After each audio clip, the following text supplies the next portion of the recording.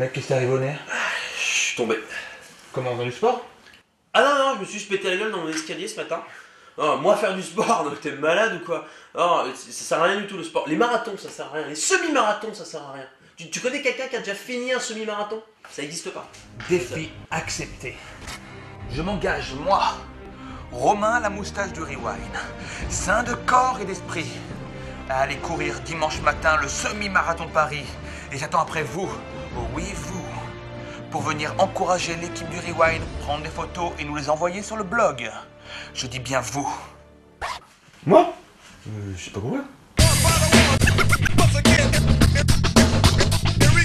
Oh vous voulez savoir ce qui s'est passé d'insolite ces dernières 24 heures, c'est ça? Bien la réponse tout de suite dans le remake du 2 mars 2011. Et le saviez-vous? On peut être geek et en même temps glamour, la preuve grâce à ce magnifique body painting qui normalement est censé vous rappeler les menus d'iPhone. Alors attendez, je compare tout de suite parce que là il y a quelque chose qui va pas. Et que se passe-t-il? C'est pas du tout pareil. Il y a pas de comme ça au niveau de ça là. Bah, moi je pense juste que c'est un énorme pervers geek qui a pris ses photos juste pour dire ouais c'est geek. Tu parles, ouais, il voulait surtout toucher du tété et photographier du tété. Bravo, bien. Maintenant les geeks sont des pervers, nous le savons. Et pour commencer ce rewind, vous vous souvenez sûrement d'une vidéo traitée il y a quelques semaines où des filles, pour prouver que tous les mecs ne font que mater les nanas à longueur de journée, avaient mis une petite caméra discrète sur leurs fesses. La vidéo, ça donnait ça.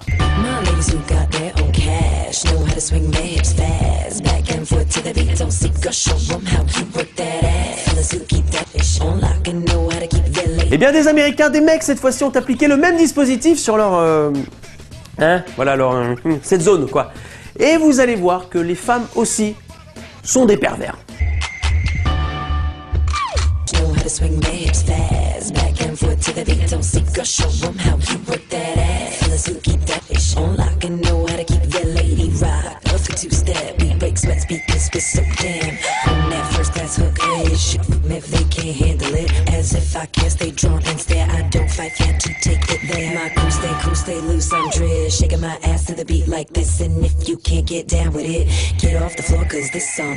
Ah, vous voyez qu'il n'y a pas que les hommes qui sont des pervers, les femmes aussi. Moi je suis révolté, ça me...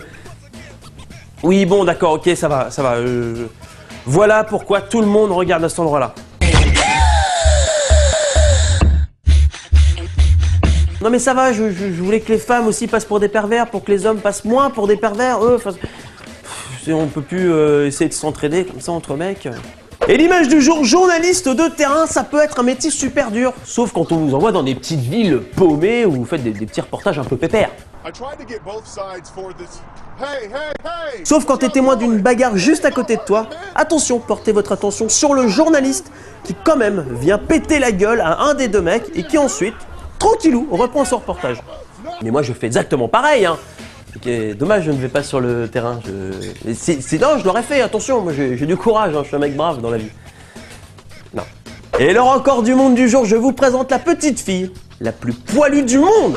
Elle a 11 ans, elle vient tout juste de rentrer dans le livre des records, alors on ne se moque pas. Ses petits camarades de classe le font déjà, en la traitant d'ours, voire même de Chewbacca. Attendez, stop, on arrête la musique, stop. Quand même. Il y a un petit air. Ça passe, il y a un petit air. Alors ce ne sont pas des poils mais des cheveux, c'est un dérèglement hormonal qui ne peut malheureusement pas se traiter, qui crée cette espèce de touffe de cheveux comme ça sur le visage. Alors la petite fille dit s'être habituée et est très fière d'être rentrée dans le livre des records. Et l'avantage, c'est que si un jour elle devient, imaginons, terroriste, eh bien elle n'a pas besoin de cagoule. Et ça c'est la classe et c'est économique. J'aime cela. Et avant de se quitter, l'histoire chelou du jour, ça se passe dans la nuit de lundi à mardi où un homme se met à casser des rétroviseurs comme ça sans raison dans la rue près d'une caserne de gendarmerie. Évidemment, les gendarmes alertés vont pour interpeller l'homme et le remettre à la police. L'histoire pourrait s'arrêter là, mais non. L'homme n'a pas cherché à nier son geste, mais au contraire, il l'a même expliqué. Je cite, « Je cherchais par là à prévenir que des extraterrestres allaient attaquer la planète. » Voilà. Dans un sens, c'est tout à fait logique, hein. Je pense avoir trouvé ma nouvelle super excuse, celle que tu peux sortir dans n'importe quelle situation. Contextualisation. Ta copine apprend que tu l'as trompée avec sa meilleure amie. Non, sa sœur, ouais. Non, sa mère, ouais, ça c'est bien ça. Alors là, elle essaye de te voir en vrai pour s'expliquer ou te péter les genoux à la clé à molette. Normal. Et là, hop, tu lui sors l'excuse. Excuse-moi, tu vois, non mais si je l'ai fait, c'est parce que les extraterrestres allaient attaquer, enfin, tu vois, c'était pas du tout par plaisir. Et voilà, l'affaire est dans le sac, vous avez trompé votre copine pour pas un rond. On dit merci qui? On dit merci le rewind. Par contre, si elle vous bute quand même, je n'y suis pour rien du tout. Le Rewind, c'est déjà terminé pour aujourd'hui, mais avant de se quitter, ne jamais, jamais, jamais chanter sur un plateau de télévision asiatique. Le petit coup de poing dans la gueule, et hop, la petite dent en moins, tranquillou. Je vous ai prévenu, vous pourrez pas me dire « Ouais, ça, il nous a pas prévenu ». Vous parlez comme ça un petit peu quand même. À demain.